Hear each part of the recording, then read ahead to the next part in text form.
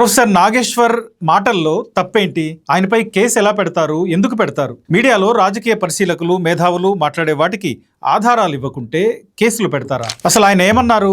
పవన్ కళ్యాణ్ నాదెండ్ల ఢిల్లీ వెళ్లి అమిత్ షాని కలిశారని, జగన్ని లోపలేయాలని కోరారని, అట్లా అడిగినప్పుడు జగన్ మాకు long term friend, Chandrababu instant friend మాత్రమే, మీరు కూడా ఈ విషయంలో రియలైజ్ అవ్వండి, మీ వైఖరిని మార్చుకోండి అని అమిత్ షా చెప్పారు అని రీసెంట్గా నాగేశ్వర్ ఒక వీడియోలో చెప్పిన మాట.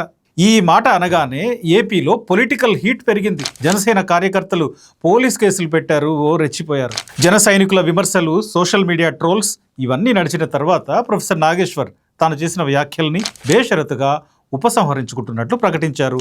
ఇక్కడ గమనించాల్సిన విషయం ఏంటంటే, నాగేశ్వర్ మాట్లాడింది తప్ప, ఒప్ప, నిజమా, అబద్ధమా, అసలు ఆయన ఏం మాట్లాడారని కాదు. ఆయన ఒక మేధావి, ప్రొఫెసర్, మాజీ ఎమ్మెల్సీ, స్థానిక, జాతీయ, అంతర్జాతీయ రాజకీయాలపై తన అభిప్రాయాలు, పరిశీలనలు, విశ్లేషణలు ఇవన్నీ దశాబ్దాలుగా చెప్తున్న వ్యక్తి.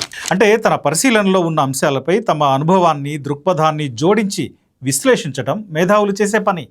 అలా మాట్లాడిన మాటలపై విరుచుకుపడి ఎదురుదాడి చేయడం ఎలా కరెక్ట్ అవుతుంది? అంటే ఏకీభవించకపోతే నాగేశ్వర్ గారు మాట్లాడింది తప్పని చెప్పొచ్చు, ఎలా తప్పో కూడా వివరించవచ్చు.